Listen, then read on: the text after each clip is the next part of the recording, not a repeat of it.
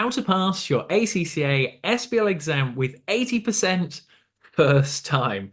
Or get your pen and paper at the ready because I'm delighted to be joined by Nation today, who's going to walk and talk us through how he got that result in his exam. But Nation, feel free to introduce yourself, my friend. So hi everyone, my name is Nation. I'm now an ACCA affiliate. I just passed my SBL exam in the March sitting, scoring 80%. So now I'm affiliate and I'm working as an accountant. So yeah, that's a little bit about me. Fantastic. Well, let's get straight into it. Think back to your SBL journey to get that 80%. What would be your first major tip to help a student who's maybe completely starting SBL from scratch? So I think that the first thing to do before even touching the ACCA Study Hub about the actual content is just maybe do the ethics professional skills module because I Mhm. really think that that really helps with the strategic business leadership exam. I think the statistics even prove that. So I would definitely recommend making some time to try and get that done before because it definitely helps with attaining the professional skills marks in the SBL exam. And there's 20 of them marks. So even getting half of them just means that you need 40 more marks to pass in the exam. So really nailing down and trying getting that done. It's not too time consuming, but it's actually really good for the rest of your even for the rest of your ACCA exams, but Mm. particularly the SBL exam. Exactly. And you've got to do it anyway to get qualified. So, ethics and professional skills module, completely agree. Get that down as the first point, guys, on there. Now, Nation, where are we going to next? When you're thinking back to that 80%, what really helped you to get the big marks in the exam? I think after I did that, I thought I want to do the technical articles. So then the first thing that I did, I opened up all the technical articles and I read over them and I tried to make some notes about them. And I also used the ChatGPT, which I know that a lot of people use to help like condense it down and Mhm. get the key points from it because some of the technical articles can be really long. Mm. So I do think that you may be using AI for it can help you, and then rewording it in a way that when you look back on it, you understand it. Because in the technical articles, it can help you get a lot of marks that you wouldn't really think about. It just becomes like natural to you. For example, you can pick out when to use the pesto model, Mm. Porter's five forces, these kind of models by looking at the technical article, it can really help when you're in a question and trying to link the models to the scenario and which one relates to the question. Yeah, that's a great tip, and the use of AI to help condense it down, especially. Were you working at the same time when you were doing your SBL exam, limited for So time? when I was doing the SBL exam, I was actually just full-time studying. So it Hmm. meant that I had a lot more time to really focus on it. So I guess there's two ways that you can go about doing SBL. If you're a full-time student and you've got a lot of time, you can really go more into depth in everything and spend a lot more time in it. Whereas I know a lot of people that do it are um not students, they're working. Hmm. So when you're working, I know it can be really hard when you come back. So I think trying to be disciplined in your approach is very important. For example, setting aside 2 hours a day, making sure that I'm going to do 2 hours of this and trying to get it done every day. So staying disciplined and having a schedule can really help with preparing for the exam. Mm. Absolutely spot on. And with it being the SBL exam, we've got to talk about the pre-scene information as well. How did you get on with that? How did you tackle it? What springs to mind that could help an ACCA student to pass? So before the pre-scene's released, correct me if I'm wrong. I think it comes out maybe two weeks before, is it? Yep, So spot on. 2 weeks before. So that's towards the end of when you come into the end of your SBL journey, preparing for the exam. But prior to that, I tried to cover as much content as I could because before looking at the case study, I think it's by that time you should have covered the majority of the content. Mhm. So what I did, I used the ACCA Study Hub. I did it completely. I prepared for this exam completely with no paid tuition or any fees. I just did the free resources like YouTube and the Mhm. ACCA Study Hub and Open Tuition Notes. I opened the ACCA Study Hub and I worked through chapter one all the way to the end. Yes, it was time consuming. Mhm. Yes, it is a lot. But I do think doing that and then at the end of every chapter, doing the quizzes really helped my understanding of them topics. So I would really recommend to any full-time students out there to maybe take the same approach that I had do a chapter, do some questions on it, try to find past papers or past questions that relate to that specific topic. So then you know that you have a good understanding of that topic, and then move on to the next one and keep doing that. And then when you get to the end, then hopefully it's time for the pre-scene. And when the pre-scene comes, get your pen and paper out, print the pre-scene out, and really get ready to annotate it. I think that you actually released some free YouTube videos that people can watch, some free resources, Yeah. and going through the case study analysis. I think you released maybe like up to 6 or 7 different videos Yeah. in the week leading up to it. I use them, to be honest with you. I use them on a daily basis. I would do some questions, and then when you released your video, I would spend some time to go over your video and make the same annotations and see if it would trigger my mind to create any more ideas. Mm. 'Cause I do think not just copying someone else's notes, but also using your what you've studied and the concepts that you understand and your research to try and make some more analysis of the case study. I think that's very, very important Mm.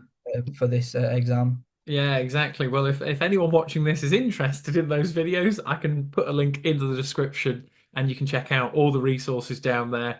There's a bit of work that goes into those videos, some late nights. So I'm so pleased they help Nation to get you over the line and with such a good mark. I mean, what else springs to mind that were sort of the big challenges with the SBL exam? Was it some of the theories? Was it maybe that it's a bit more of a written exam? How did you get on with time management? What sort of springs to mind as a big standout that you want to say to help a student?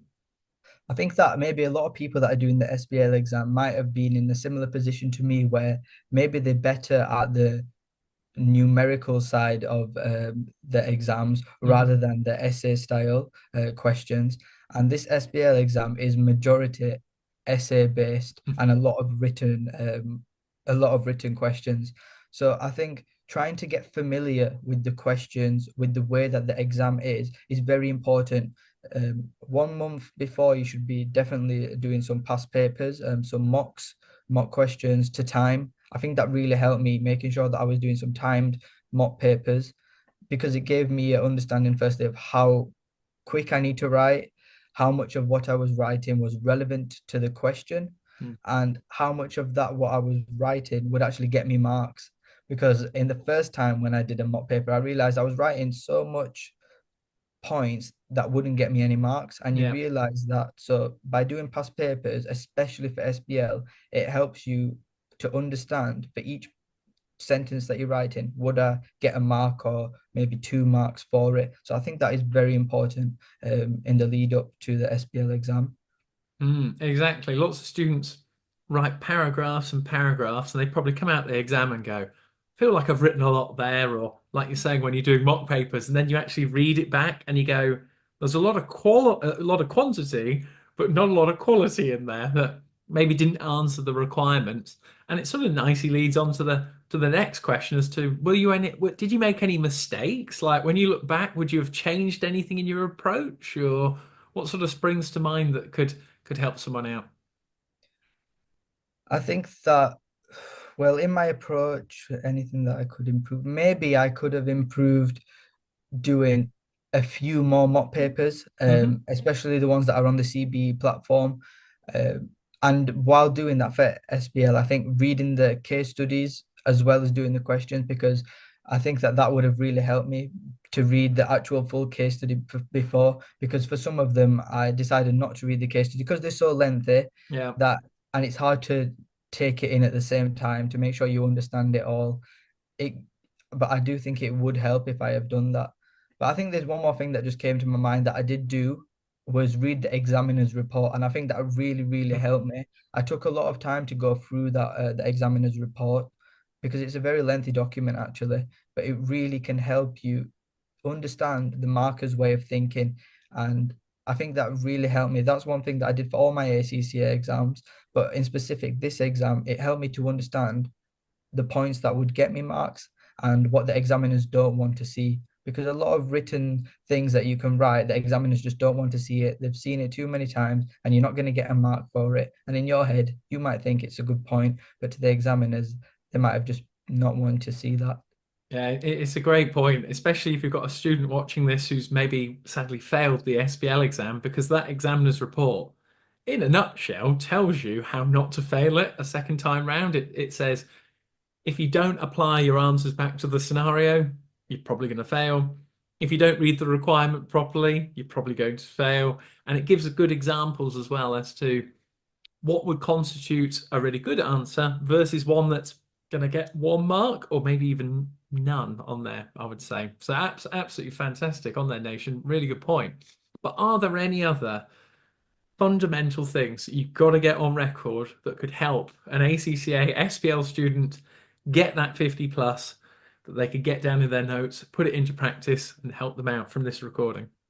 I think one thing that I would say, especially in the week or maybe 2 weeks leading up to the exam, once you've seen the case study, is try not to question spot. Now I know how difficult it might be, but trying to question spot can really put you in a different mindset, because if you go into the exam and the Mm, questions that you wanted or predicted to come up are not there, you it might really cause you some problems in the exam. So I think trying not to question spot is an important thing to not do, even though with this exam, because you feel like you've been given the case study, which is the exam's going to be about, you feel mm, like you can.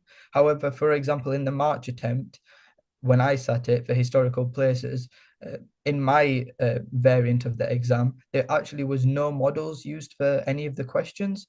So if I tried to question spot, I would have probably predicted a model or two to come up, but in mine there was none. So it just shows how much the exam is about application of knowledge of the real mm. world situations that are going on. So really just try not to question spot, no matter how tempting it is. Just try to just go in with the knowledge that you have and analyze the case to the best of your ability. Really, really good advice. And just little things that spring to my mind when you talk to me about that. I go, even just little things like using the company's name that is mentioned in the scenario, using the key words that are in the requirement to sort of shape your answer. All these little things are just going to help you to pick up on those extra few marks here and there. And the last thing I just want to touch on is that this is a strategic level exam. You've got a student here who's watching who's maybe been to a university, maybe they've got some exemptions. What's your thought process on doing an SBL exam? Is it a step up? Is the expectation a lot higher? So as a student, as I came out of a university, I studied accounting and finance. And when I came to do the professional papers, it actually is a big step up. It's a very different way of studying for it, unless you go down the tuition provider. But the syllabus is a lot more larger than you would imagine. Mm, I remember when I opened the SBL syllabus, I was like, this is really, really big. So I think it is a big step up, and the way that you need to like practice is also very different. And also, I think time management is, compared to university, is such a big factor in the professional exams. You need to be very strict with your time management in an exam. If a question's 20 marks, try not to go over, for example, I can't remember, don't quote me, but maybe like 20, I don't know, maybe 30, 40 minutes, I'm not sure. But try not to go over the time that you have like prepared yourself for that yeah. question, and try to answer every question in the exam, because if you miss out, for example, 10 marks, you're really damaging your chance of passing the exam. So try your best to answer everything to the best of your ability with quality, not quantity. Fantastic, Nation. Really good advice there. And yeah, it depends on the marks per minute. Some students like 1.5 minutes per mark. The maximum you can do is 1.8 minutes per mark. So get that down in your notes, guys. And if you follow the tips Nation's kindly taken us through right now, I think you're on to a winner to get the 50 plus. So I just want to say, Nation, thank you so much for your time, your insights. Any final little goodbye, wishing well to the students? Good luck for everyone doing your exam. Just be positive before you go in. If you've done some mocks and you might have failed it, it's okay. Just try your best when you go in, and I'm sure you'll all do very well, very, very well. Mega. Thank you so much. Nation and I will be in touch. If you've got any questions, leave it in the comments. Be sure to subscribe and good luck with your exam. So we'll see you next time. Thank you.